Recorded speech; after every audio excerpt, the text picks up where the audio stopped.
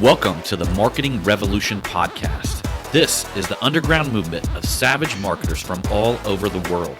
We are not Fortune 500 companies. We are real entrepreneurs with real businesses that have one major thing in mind: to set goals and devour them daily. Because we understand that everyone wants to eat, but only savage marketers are willing to do the hunt. Now let's get this revolution started. Hey, what's up, everybody? John Hiley here with the Marketing Revolution podcast and the Marketing Savage Facebook group. Hope you guys are having a great day today. I want to come to you guys with a little bit of a technical episode.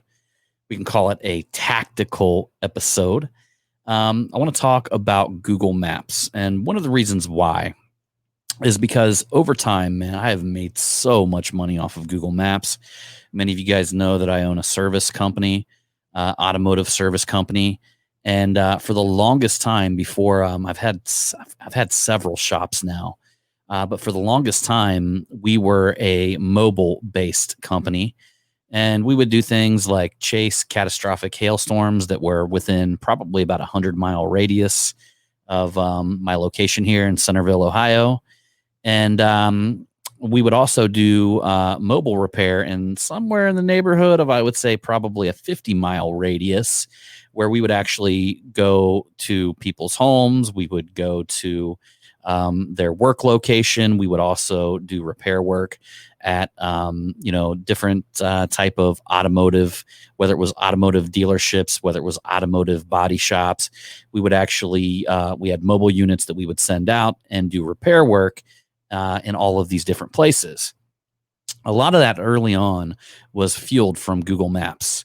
And back in the early days, yes, I did manipulate the system. So that's, everything that these platforms do is usually to combat marketers like us that are going to find a way to manipulate the system. Nowadays, most of everything I do is white hat, but back then it was like literally trying to find whatever loophole you could possibly find. And at one point, I want to say I probably had like 10 Google Map locations. And some of it was like legit. Some of it I was using postal suites. So I would actually rent a post box and set up a Google location. And then some of the other things that I would do, was more on the uppity up. I would say the funny thing is the post box thing was more along the lines of like a gray area, because back then at that time it wasn't like discouraged. In fact, they stopped doing PO boxes. So what would happen is you would rent a PO box, and Google would send its postcard there that would give you a code to unlock that location. And then every location you unlocked, you would have another location. Well, back in the day, you could do it in PO boxes, and then Google came along and they said, well, we're not doing this for PO boxes any longer. So we started renting UPS, or was it not UPS? It would be a UPS suite. So I think Google later on caught on to that, and maybe they didn't. I'll tell you another thing. A buddy of mine told me he actually found a way to like forward mailing addresses to homes that were abandoned and stuff like. I mean, there's all kinds of crazy shit that people try to pull off. But about as far as I went is renting a PO box and then renting a UPS suites all over the place and setting up Google Map locations. Now, that being said, today I only have a couple Google Map locations, a couple of our locations, but we do everything white hat. So there's no manipulation of the system, anything like that. So I'm going to talk a little bit about the white hat techniques that we've done with Google Maps. One of the things that you can do is you can set up and regularly post on Google. I think it's called Google My Place or Google My Business. In fact, they actually have an app, and it's almost like making a Facebook post. I'm going to go ahead and pull that out and take a look at it, because you guys are definitely going to want to know this. If you've got a Google location, a Google Map location, or Google Places, they've changed the name so many fucking times. We just called it Google Maps back in the day. Now I think it's Google Places. Let me see here. I'm going to look it up. It's called where the hell? Yeah, it's called My Business. So the app is actually called My Business, and it's a Google app, and it has the ability to post on it. You can also take a look. Like one of my map locations right now, I've got 5.7 thousand searches in 1 month. I've got 9,000 activity. And I can post. I can actually post. Not only do you want to post, but you also within the post, you want to have keywords appear, because Google will begin to pull your post. And essentially, like, we tell you to post on your Facebook every day. Well, I would say if you got a Google map that is making you a lot of money already, it's probably more important to post on your Google map than it is your Facebook. A lot of people, especially in the Midwest, make a ton of money off of Google Maps. I would say it probably replaced the Yellow Pages. We were big time Yellow Page area back in the day here in the Midwest, here in Ohio. I mean, every business had to have a Yellow Page listing back in the day. And I would say Google Maps is probably what replaced that around here. Now, some of the other areas of the country, like out west, I mean, Yelp is big time. I don't really fucking like Yelp at all, because they're gangster, and they don't like to approve a lot of reviews, and they're just shitty in general, and they want to charge you an arm and a leg. But that being said, I've got some friends that pay Yelp and they get massive returns. So when am I for Yelp? When you can get massive fucking returns. If you get good returns on it, then do it. Okay.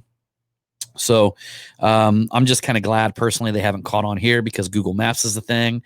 And essentially you can pay to actually have an ad ran inside of Google Maps. That's actually it's called a map extension inside of your Google AdWords account.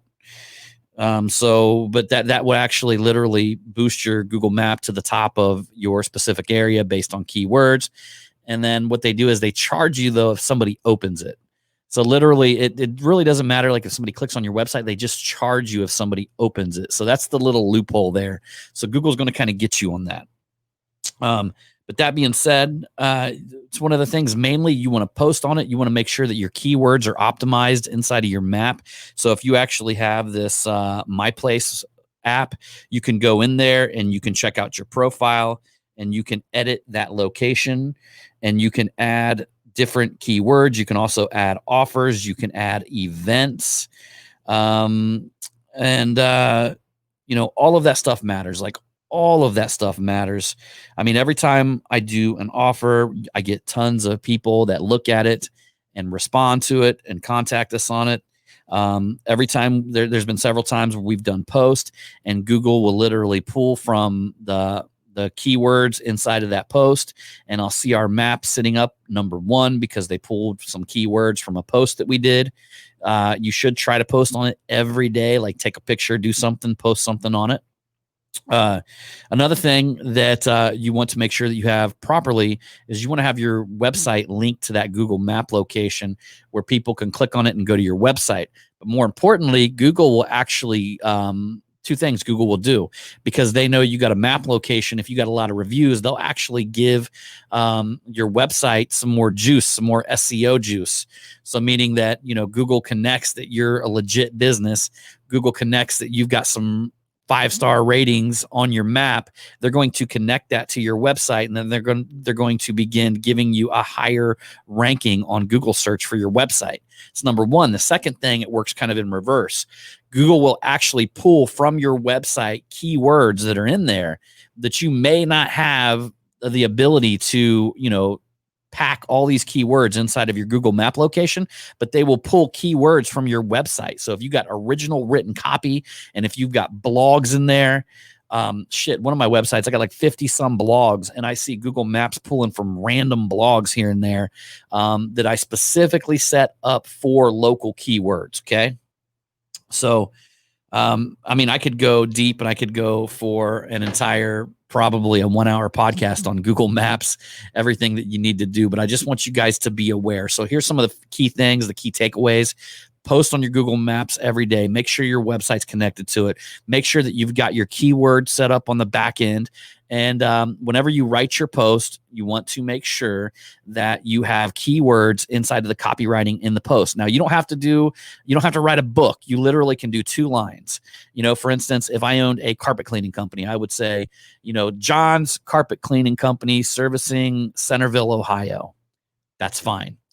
And let's just say the next post, I would say, John's Carpet Cleaning Company, we do stain removal in Kettering, Ohio. I might change it up. I might use like a different city that I service. Okay.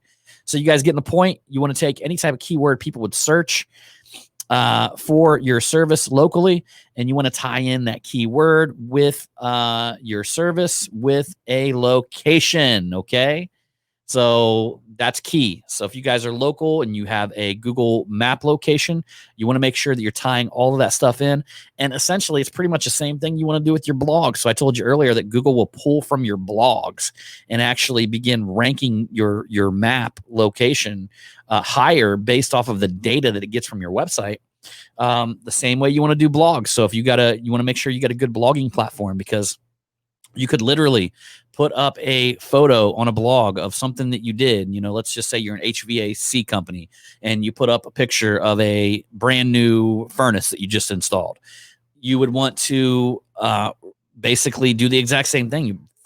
New furnace installation in Centerville, Ohio. Or, new furnace, whatever the fucking keyword is, you want to put that on there, and then put location in Kettering, Ohio. And then you'll put new furnace installation in Oakwood, Ohio, and so on, because when Google Maps is connected to your website, it's going to be able to read that shit. And then when people search in different areas for your specific service, you would be surprised. The more that you do that, the more that you blog posts that you create, not every one of them is going to be a winner, but eventually you get one that just skyrockets, and then you'll get one that not only skyrockets, you'll find another one that connects really well with your Google Maps. And but it's all about consistency. It's all about doing it, being very regular with it. Google likes to see brand new, fresh content coming out. And when you write a blog post, you want it to be typically anywhere from, I have... people say 400 words, but I have had 200-word blog posts kill it. So take that for what it's worth.